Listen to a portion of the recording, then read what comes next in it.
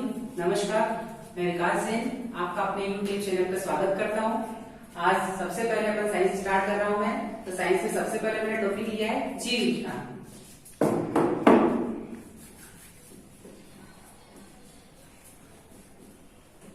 जीव विज्ञान,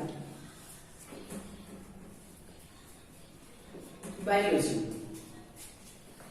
जीव विज्ञान किसे कहते हैं?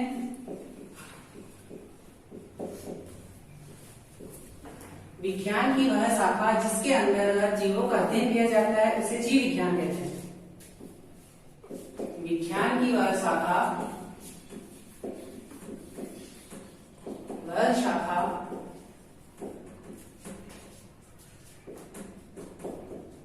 जिसके अंतर्गत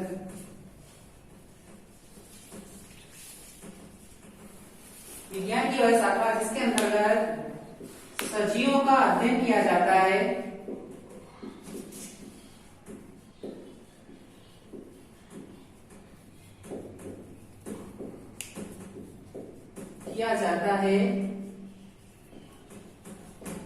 उसे जीव विज्ञान कहते हैं।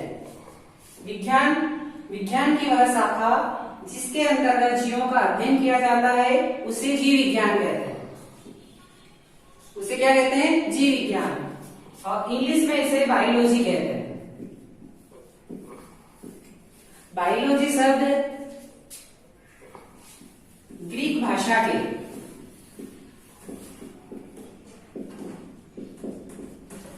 दो शब्दों से मिलकर बना है।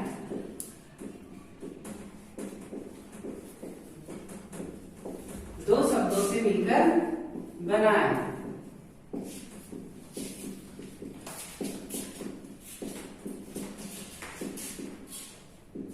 बायोज यानी लाइफ, जीवन,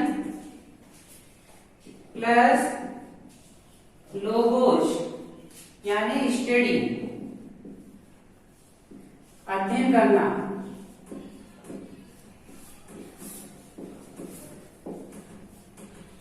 अर्थात जिसमें सजीवों के जीवन का अध्ययन किया जाता है उसे बायोलॉजी। और इस शब्द का प्रयोग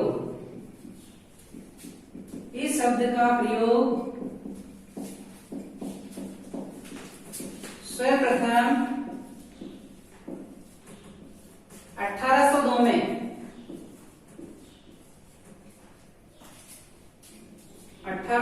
में फ्रांस के लेमार्क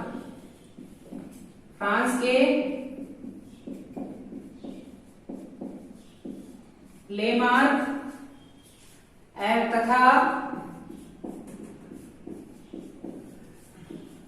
जर्मनी के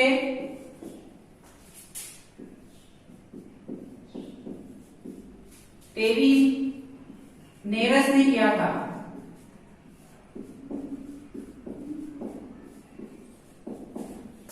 यहां तक क्लियर?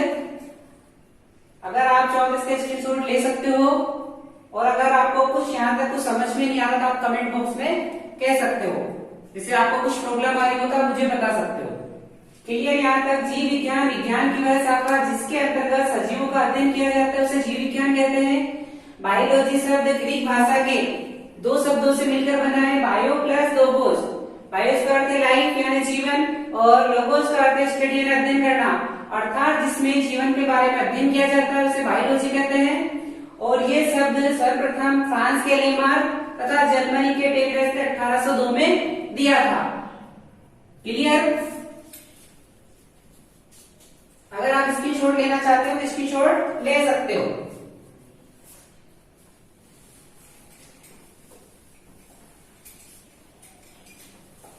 अब बायोलॉजी की दो शाखाएं होती है। बायोलॉजी को दो भागों में डिवाइड किया।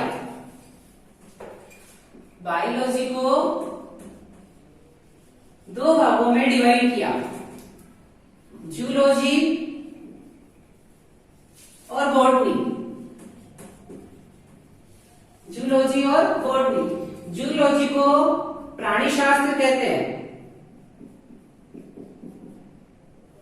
प्राणी शास्त्र। और बॉटनी को वनस्पति विज्ञान कहते हैं।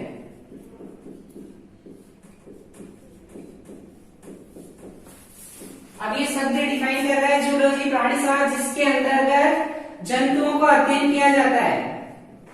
इसका अध्ययन किया जाता है, जंतुओं का अध्ययन किया जाता है।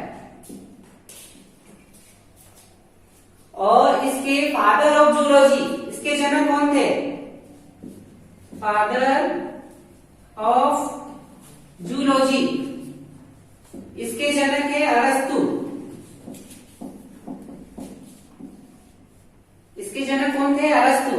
और इन्होंने अपनी पुस्तक में, इनकी पुस्तक लिखी थी एक इन्होंने, हिस्टोरिया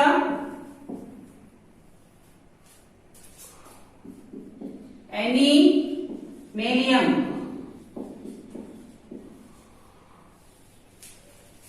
जूलॉजी को प्राणीशास्त्र कहते हैं, जिसके अंतर्गत जंतु का अध्ययन किया जाता है। और फादर ऑफ जूलॉजी, इसके जनक कौन थे? इसके जनक अरस्तु थे। और उन्होंने अपनी एक पुस्तक लिखी थी हिस्टोरिया एनिमेलियम। यहाँ से कई बार क्वेश्चन पूछ लिया जाता है कि जूलॉजी के जनक कौन है। ऐसे ही वनस्पति विज्ञान, बॉटनी शब्द डिफाइन कर रहे हैं। बॉटनी वनस्पति, जिसके अंतर्गत पेड़ पौधों का अध्ययन किया जाता है। जिसके अंतर्गत किसका अध्ययन किया जाता है? पादपों का अध्ययन किया जाता है, उसे बॉटनी कहते हैं, उसे वनस्पति विज्ञान कहते हैं। फादर ऑफ बॉटनी, इसके जनक कौन थे?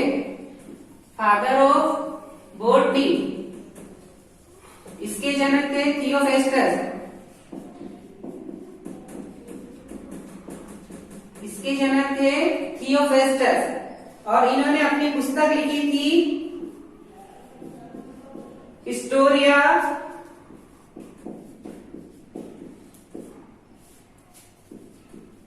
प्लेनेटेनियम। उन्होंने अपनी पुस्तक लिखी थी वो बॉटनी वनस्पति विज्ञान, जिसके अंदर पादपों का अध्ययन किया जाता है। और इसके जनक कौन थे? थियोफेस्टस के जनक थे। और इन्होंने अपनी पुस्तक लिखी थी हिस्टोरिया प्लेनेटेनम। इन्होंने अपनी बुक दी थी। और इनका काल क्या था? इनका काल था इसके अंतर्गत 384 से 322 बीसी। और इनका काल था 370 से 285 बीसी। कहीं बार ये टाइम भी पूछ लेता है। यहां तक क्लियर? अगर आपको स्क्रीनशॉट लेना चाहते हो, आप स्क्रीनशॉट ले सकते हो। यहां तक क्लियर? बायोलॉजी की दो शाखाएं होती हैं, जूलॉजी और बॉटनी। जूलॉजी को अपन प्राणीशास्त्र कहते हैं, जंतु विज्ञान कहते हैं। बॉटनी को वनस्पति विज्ञान कहते हैं। जूलॉजी के अंदर, जिसके अंतर्गत जंतुओं का अध्ययन किया जाता है, इसके जनक कौन थे? फादर ऑफ जूलॉजी, इसके जनक थे अरस्तु। और इन्होंने अपनी पुस्तक लिखी थी हिस्टोरिया एनिमेलियम। और इनका टाइमिंग था 384 से 322 बीसी। उसी प्रकार बॉटनी, इसे वनस्पति विज्ञान कहते हैं, जिसमें पादपों का अध्ययन किया जाता है। फादर ऑफ बॉटनी थियोफेस्टस थे। और उन्होंने अपनी बुक लिखी थी हिस्टोरिया प्लेनेटम। और इनका टाइम था 370 से 285। क्लियर? यहाँ तक स्क्रीनशॉट लेना चाहे तो स्क्रीनशॉट ले सकते हो। रफ कर दूं?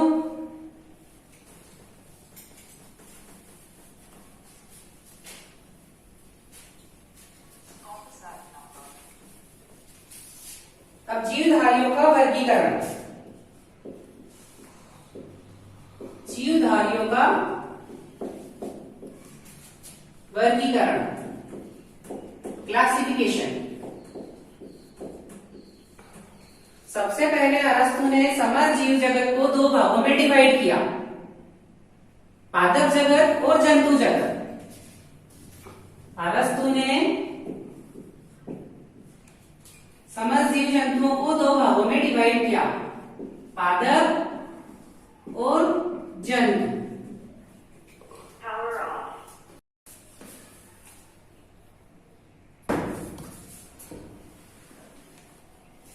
उसके बाद केरोलस, लीनियस,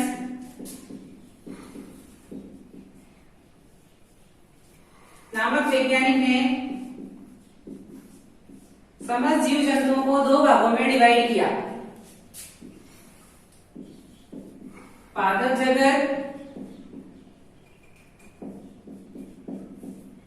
और जंतु जगत।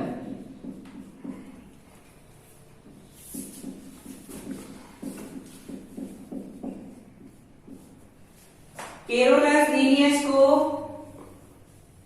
वर्गीकरण का जनक भी कहा जाता है। कई बार ये क्वेश्चन पूछ लिया जाता है कि वर्गीकरण का जनक किसे कहा जाता है। तो केरोलस लीनियस को वर्गीकरण का जनक भी कहा जाता है, फादर ऑफ मॉडर्न टेक्सोनॉमी।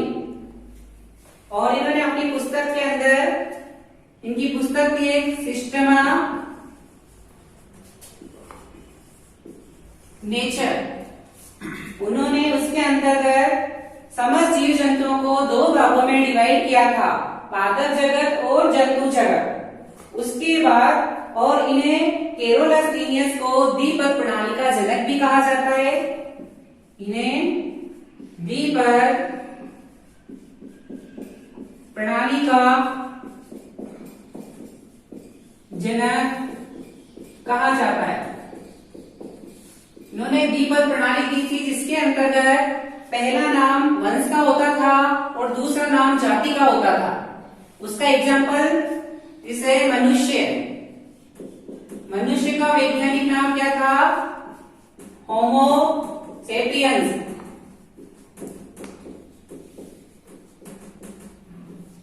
तो होमो क्या था? होमो वंश था और सेपियंस उसकी जाति थी।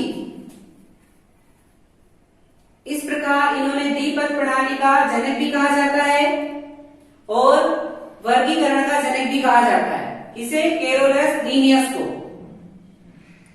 अगर आप स्क्रीनशॉट लेना चाहते हो स्क्रीनशॉट ले सकते हो।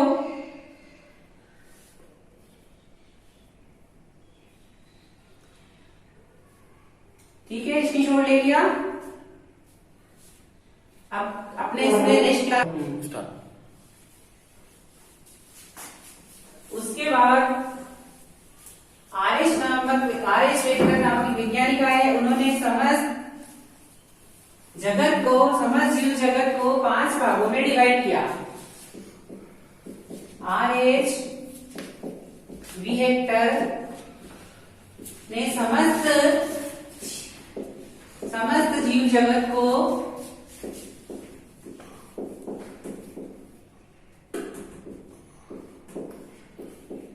5 भागों में डिवाइड किया।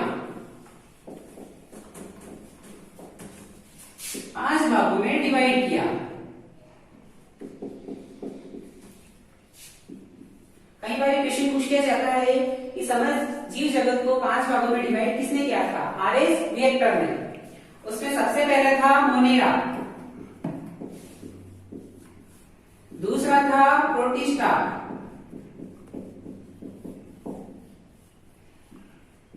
तीसरा था कवक, फोर्थ था पादप और फिफ्थ था जंतु। इस प्रकार इन्होंने समस्त जीव जगत को 5 भागों में बांटा, मोनेरा, प्रोटिस्टा, कवक, पादप और जंतु। और इन्होंने मोनेरा के अंतर्गत एक कोशिकीय प्रोकैरियोटिक को रखा।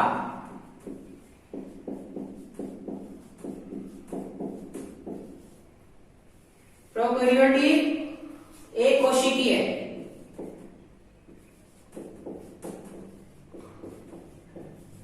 एक कोशिकीय जीवों को रखा। उसके बाद प्रोटिस्टा को यूकैरियोटिक के अंदर रखा गया।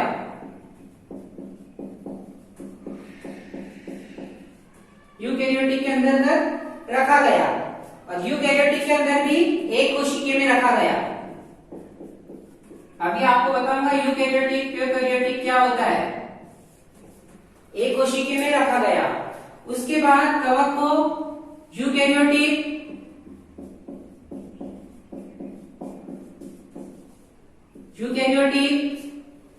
बहुकोशिकीय में रखा गया। बहुकोशिकीय में रखा गया। पादप को यूकैरियोटिक और जंतु को यूकैरियोटिक बहुकोशिकों में रखा गया।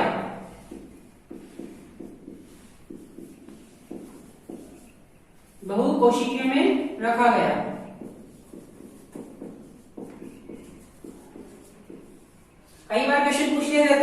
तीनों के अंदर एक ही कॉमन आ रहा है, यूकैरियोटिक बहुकोशिकीय। तो कवक, पादप और जंतु, कई बार ये क्वेश्चन पूछ लिया जाता है कि जो यूकैरियोटिक भी और बहुकोशिकीय जीव, तो अपन कंफ्यूज हो जाते हैं। कई बार आपको एग्जांपल दे दिया जाता है कवक, पादप, जंतु, तो मैं आगे बताऊंगा कैसे इसको डिफाइन करना है अपन को। अगर आप स्क्रीनशॉट लेना चाहते हो ले सकते हो।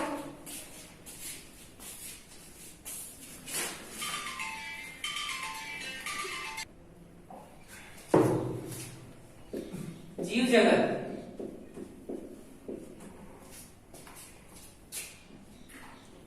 कोशिकीय संरचना के आधार पर कोशिकीय संरचना के आधार पर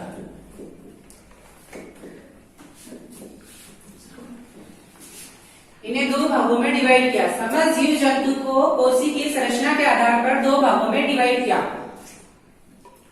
प्रोकैरियोटिक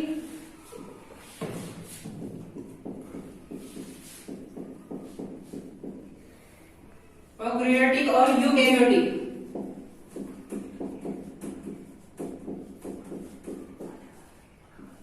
समस्त जीव जगत को कोशिकीय संरचना के आधार पर दो भागों में डिवाइड किया, प्रोकैरियोटिक और यूकैरियोटिक। आपको प्रोकैरियोटिक किसे कहते हैं? जिसके अंतर्गत कोशिका का पूर्णतः विकास नहीं होता, कोशिका का पूर्णतः विकास नहीं होता।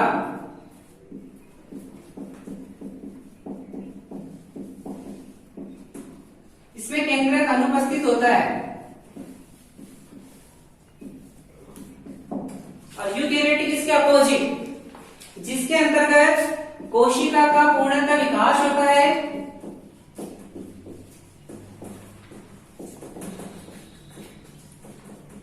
विकास होता है और जिसमें केंद्रक उपस्थित होता है।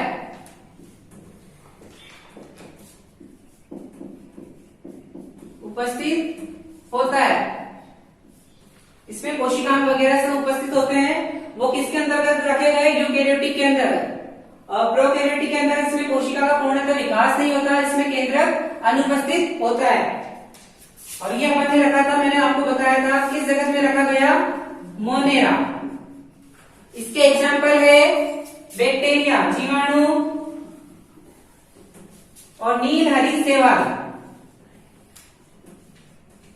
नीलहरित शैवाल।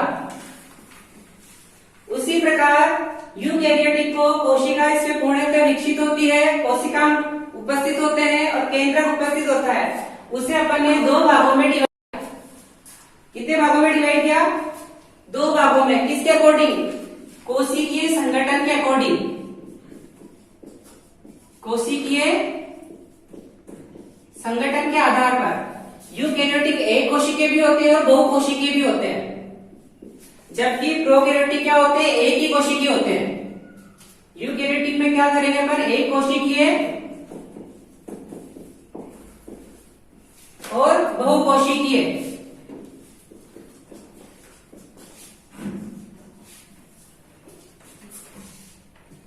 नोट लेना चाहो ले सकते हो। इसको रफ कर देता हूं, नीचे भर गया है वो।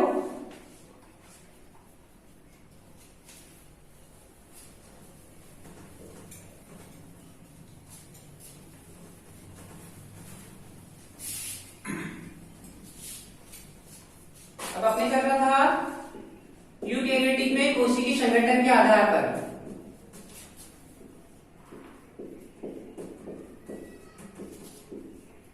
यूकैरियोटिक होते हैं तो एक कोशिकीय भी होते हैं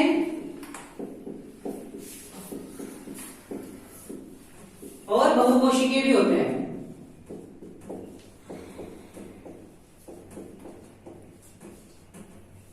एक कोशिकीय और बहुकोशिकीय। अब इसके अंदर का जो एक कोशिकीय होते हैं वो रखा अपन ने प्रोटिस्टा। प्रोटिस्टा जगत को रखा। और इसके एग्जाम्पल क्या थे? इसके एग्जाम्पल थे अमीबा और यूग्लिना।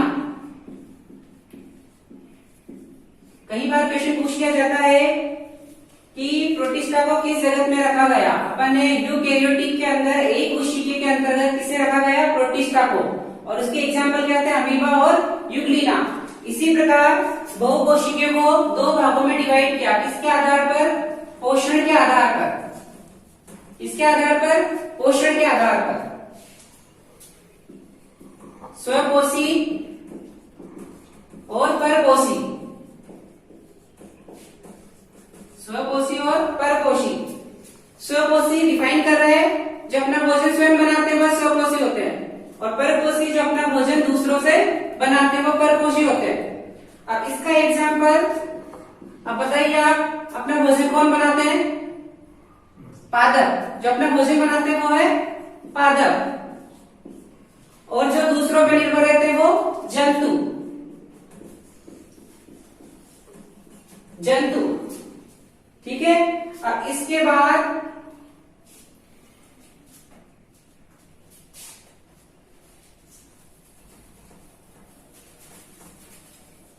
जो अपना भोजन स्वयं बनाते हैं वो है पादप, और जो अब परपोषी में भी दो भागों में इसको डिवाइड कर दिया। स्वपोषी तो एक था, लेकिन परपोषी को दो भागों में डिवाइड कर दिया। कौन कौन से, जो एक तो अपना भोजन क्या करते हैं, अवशोषित करते हैं, जो अपना भोजन अवशोषित करते हैं, और दूसरा जो अपना भोजन अंतःग्रहण करते हैं, मतलब चबाते हैं। एक तो जो अपना भोजन अवशोषित करते हैं और एक जो अपना भोजन चबाते हैं। जो अवशोषित करते हैं वो कौन है, कवक। कवक क्या करते हैं, अपना भोजन अवशोषित करते हैं, ना कि चबाते हैं, और जो अपना भोजन चबाते हैं, अंतःग्रहण करते हैं, वो कौन है, जंतु। क्लियर। अपन ने जीव जगत को आरएच वेक्टर के अनुसार 5 भागों में डिवाइड किया था, मोनेरा, प्रोटिस्टा, कवक, जंतु और पादप, ठीक है। क्लियर। उसको फिर डिफाइन किया अपन ने, प्रोकैरियोटिक और यूकैरियोटिक। प्रोकैरियोटिक के अंदर एक कोशिकीय में किसके रखा, मोनेरा को, उसके एग्जाम्पल बताया मैंने आपने, बैक्टीरिया और नील हरी सेवा, ब्लू एल्गी वाला, ठीक है। उसके बाद इसको यूकैरियोटिक को दो भागों में डिफाइन किया अपन ने, एक कोशिकीय, बहुकोशिकीय। एक कोशिकीय में किसे रखा, प्रोटिस्टा को रखा, उसके एग्जाम्पल थे अमीबा और यूग्लिना। और बहुकोशिकीय में इन्हें पोषण के आधार पर दो भागों में अपन ने डिवाइड किया, एक स्वपोषी और एक परपोषी। स्वपोषी जो अपना भोजन स्वयं बनाते हैं, कौन बनाता है अपना भोजन, पादप, और परपोषी जो अपने भोजन के लिए दूसरों पर आश्रित रहते हैं वो परपोषी होते हैं। जंतु दूसरों पर आश्रित रहते हैं, उन्हें फिर परपोषी को दो भागों में डिवाइड किया, एक जो अपना भोजन अवशोषित करते हैं और एक अपना भोजन चबाते हैं, खाते हैं। जो अवशोषित करते हैं उसमें रखा अपन ने कवक को, और जो अपना भोजन चबाते हैं उन्हें रखा जंतु को। क्लियर यहाँ तक। अब अपन अपनी नेक्स्ट क्लास में से कंटिन्यू करेंगे। Thank you. आपको जो कोई प्रॉब्लम हो आप कमेंट बॉक्स में लिखकर कह सकते हैं, ठीक है। Okay, thank you.